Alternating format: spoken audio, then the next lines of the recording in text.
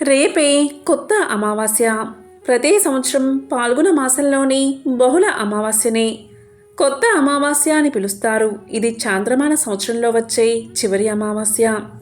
దీని తరువాత నూతన తెలుగు సంవత్సరాది యుగాది ప్రారంభమవుతుంది. ఈరోజు ఏమీ చేయకపోయినా ఈ కూరను ఇంట్లో అస్సలు వండకూడదు, అదేవిధంగా తినకూడదు. మరి అది ఏంటో ఇప్పుడు తెలుసుకుందాం. ఈ కొత్త అమావాస్య రోజున ఒక పూట ఉపవాసం చేస్తూ పరమశివుణ్ణి ఆరాధించాలని పండితులు చెబుతున్నారు. సాధారణంగా ప్రతి నెలలోనూ అమావాస్య రోజున పితృదేవతలకు పిండ ప్రదానం చేయడం, తర్పణాలు వదలడం వంటివి చేస్తూ ఉంటారు. అటువంటి విశిష్టమైన ఈ అమావాస్య రోజున ఈ విధమైన కార్యక్రమాలు చేయడం వల్ల పితృదేవతలకు ఎంతో సంతృప్తిని కలిగించినట్లు అవుతుంది. ఇక ఈ కార్యక్రమాలు ఆయా పుణ్యతీర్థాల్లో నిర్వహిస్తే ఉత్తమ గతులు లభిస్తాయి. ఈ రోజున శివుణ్ణి పూజించడం వల్ల అనుకున్న కార్యాలు దిగ్విజయంగా పూర్తవుతాయి, ఆర్థిక బాధలు తొలగిపోతాయి, అష్టైశ్వర్యాలు చేకూరతాయి. అమావాస్య రోజున చేసే దానానికి విశేష ఫలితం ఉంటుంది. అన్నదానం, వస్త్రదానం, ద్రవ్యదానం ఇలాంటివి చేస్తే ఐశ్వర్యం, ఆరోగ్యం, శాంతి లభిస్తాయి. ముందుగా అమావాస్యకు చెందిన ఒక విశేషమైన కథను ఇప్పుడు తెలుసుకుందాం. ఒక గ్రామంలో రామయ్య అనే రైతు ఉండేవాడు. అతను ఎంత కష్టపడ్డా పంటలు పండలేదు, డబ్బు చేతికి రాలేదు, ఇంట్లో ఎప్పుడూ సమస్యలే. ఒకరోజు రామయ్య ఆకాశం వైపు చూసి, భగవంతుడా, నేను ఏం తప్పు చేశాను, నాకే ఎందుకు ఇన్ని కష్టాలు అని బాధపడ్డాడు. రామయ్య భార్య పేరు సుబ్బమ్మ. వారికి 2 పిల్లలు. అప్పులు పెరిగిపోవడం వల్ల తిండి కూడా సరిగ్గా తినేవారు కాదు. పిల్లల చదువు ఆగిపోయే పరిస్థితి కూడా వచ్చింది. ఒకరోజు సుబ్బమ్మ ఇలా అడిగింది. ఎంతకాలం మనకి కష్టాలు అని ఎంతో బాధపడింది. రామయ్య ఏమీ మాట్లాడకుండా నిశ్శబ్దంగా ఉండిపోయాడు. వారి ఇంట్లో ఎన్నో సంఘటనలు చోటు చేసుకున్నాయి. పాలు విరిగిపోవడం, పంటలు ఎండిపోవడం, ఎప్పుడూ భార్యాభర్తల మధ్య కలహాలు వంటివి. ఒకసారి ఒక గ్రామ పెద్ద రామయ్య పరిస్థితి చూసి జరుగుతున్నవన్నీ గ్రహించి ఇలా చెప్పాడు. ఓ రామయ్య, నీకు పితృదోషం ఉంది, అందుకే నీకు ఇలాంటి కష్టాలు వచ్చాయి. నీవు ఒకసారి పండితుణ్ణి ఆశ్రయించు, ఏదైనా పరిహారం పండితుడి వల్ల నీవు పొంది ఆ పితృదోషాలు నివారణ అయ్యేటట్లు చేసుకోవచ్చు అని సలహా ఇవ్వగా ఒక పండితుణ్ణి కలిశాడు రామయ్య. తన సమస్యనంతా వివరించి చెప్పాడు. అప్పుడు పండితుడు ఒక్క నిమిషం ధ్యానంలో మునిగి బయటకు వచ్చి ఇలా చెప్పాడు. రామయ్య, నీకు నిజంగానే పితృదోషం ఉంది. నీ తండ్రి కాలంలో కొన్ని కర్మలు పూర్తి చెయ్యలేదు, అందుకే నీకు ఈ కష్టాలు వస్తున్నాయి అని చెప్పగా రామయ్య దానికి స్వామి పరిష్కారం ఏమిటి అని కోరాడు. పండితుడు ఇలా చెప్పాడు. రామయ్య, నీవు ప్రతి అమావాస్య రోజు నది వద్ద తర్పణాలు వదిలిపెట్టు, పేదవారికి భోజనం పెట్టు, గోవులకు ఆహారం పెట్టు, అలాగే దీపాన్ని క్రమం తప్పకుండా వెలిగించు అని సలహా ఇచ్చాడు. రామయ్య, ఇలా చేస్తే నీకున్న పితృదోషం తొలగిపోతుంది అని చెప్పి వెళ్ళిపోయాడు పండితుడు.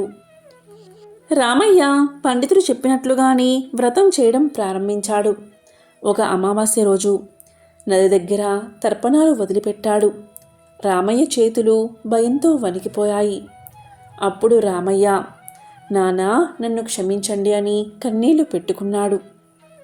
మొదటి నెల అంతా చేశాడు, కానీ తన జీవితంలో ఎటువంటి మార్పు లేదు. 2వ నెల ఇంకా కష్టాలు ఎక్కువైపోయాయి. 3వ నెల అప్పులు పెరిగిపోయాయి. అప్పుడు రామయ్య భార్య సుబ్బమ్మ ఇలా పలికింది. స్వామి, మీరు ఇన్ని చేస్తున్నారు, మనకి ఇంకా కష్టాలు ఎక్కువయ్యే కానీ ఏవీ తగ్గలేదు, ఇంకా రుణాలు ఎక్కువైపోయాయి. మీరు చేసేది నిజంగా మనకి ఉపయోగమేనా అని అడిగింది. అప్పుడు రామయ్య ఇలా చెప్పాడు. నేను పితృదేవతల కోసం ఈ కార్యాలు చేస్తున్నాను, కాబట్టి నేను వీటిని ఆపను అని చెప్పాడు. ఇక ఒకరోజు అకస్మాత్తుగా వర్షాలు పడ్డాయి. పొలం పచ్చగా మారిపోయింది. రామయ్య హృదయంలో ఆశ చిగురించింది. కొన్ని రోజుల్లోనే పంటలు బాగా పండాయి. మంచి ధర వచ్చింది. అప్పులు తగ్గాయి. రామయ్య ఇంట్లో ఆనందం మొదలైంది. ఒకరోజు రాత్రి రామయ్యకు కల వచ్చింది. ఆ కలలో రామయ్య తండ్రి అలాగే తాత ప్రత్యక్షమయ్యారు. వారు ఇలా పలికారు, ఓ బిడ్డా, ఇప్పుడు మేము సంతృప్తిగా ఉన్నాం. నీ వ్రతం మాకు శాంతినిచ్చింది అని పలికారు. అదేవిధంగా వారు రామయ్యను, రామయ్య కుటుంబాన్ని ఎంతో సంతోషంగా ఆశీర్వదించారు. ఆ తరువాత రామయ్యకు ఎటువంటి లోటు రాలేదు. రామయ్య జీవితం పూర్తిగా సంతోషంగా మారిపోయింది. అప్పుడు రామయ్య గ్రామస్తులకు ఇలా చెప్పాడు, అమావాస్య రోజు పితృదేవతలను స్మరించండి, మీ జీవితంలో మార్పు తప్పకుండా వస్తుంది అని. ఇక ఉగాది ముందు రోజును కొత్త అమావాస్య అనడం ఒక వాడుక. రాబోయే కొత్త సంవత్సరానికి వ్యవసాయ పనులు ప్రారంభిస్తారు కనుక కొత్త అమావాస్య అని మన పెద్దలు అంటూ ఉంటారు. కొత్త అమావాస్య నాడు గ్రామదేవతలైన నూకాలమ్మ, మరిడమ్మ, పోలేరమ్మ, దుర్గాలమ్మ మొదలైన గ్రామ దేవతలను ఆరాధిస్తారు. ఈ రోజున అమ్మవారికి ఉపారములు అంటే నైవేద్యాలు పెడతారు. అవి వేడి ఉపారము, చల్లని ఉపారము అని కడుపు చలవ కోసం, తమ పిల్లలు చల్లగా ఉండాలని పెడుతూ ఉంటారు. పెట్టిన నైవేద్యాన్ని ఇంటి చాకలికి ఇస్తారు. కొత్త అమావాస్య నాడు ముఖ్యంగా పెసరపప్పు, తెలగపిండి కూర చేస్తారు. ఇంకా పోలి, పూర్ణం బూరెలు, గారెలు, వడపప్పు, పానకం, పెరుగు. ఇంటిలో ఈశాన్యంలో గోడకు గుడ్రంగా పసుపు రాసి కుంకుమతో బొట్టు పెట్టి అమ్మవారిని ఆహ్వానించి పూజిస్తారు. అమ్మవారికి నైవేద్యంగా 3 విస్తర్లు వేసి వండిన పదార్థాలు వడ్డించి నైవేద్యం పెట్టి హారతి ఇస్తారు. తరువాత అమ్మవారిని ధ్యానించి తమ పిల్లలు చల్లగా ఉండాలని, వృద్ధిలోకి రావాలని మొక్కుకుంటారు. అమ్మవారికి పెట్టిన నైవేద్యాన్ని ఇంటి చాకల్ని పిలిచి అతనికి ఇస్తారు. మరి కొత్త అమావాస్య రోజు ఏం చెయ్యాలి అంటే, ఈరోజు తప్పనిసరిగా పరమశివుణ్ణి ఆరాధించాలి. ఈరోజు పితృదేవతలకు పిండ ప్రదానాలు చేయాలి, తర్పణాలు వదలాలి. ఇటువంటి కార్యక్రమాలు చేయడం వల్ల పితృదేవతల ఆశీర్వాదం లభిస్తుంది. మరి ఎంతో విశేషమైన ఈ కొత్త అమావాస్య రోజు పొరపాటున కూడా మీ ఇంట్లో మాంసాహారాన్ని అస్సలు వండకండి, అలాగే తినకండి. ఇటువంటి విధి విధానాలు పాటించి సకల శుభాలను పొందండి. ఓం శ్రీ మాత్రే నమః. ఓం నమః శివాయ.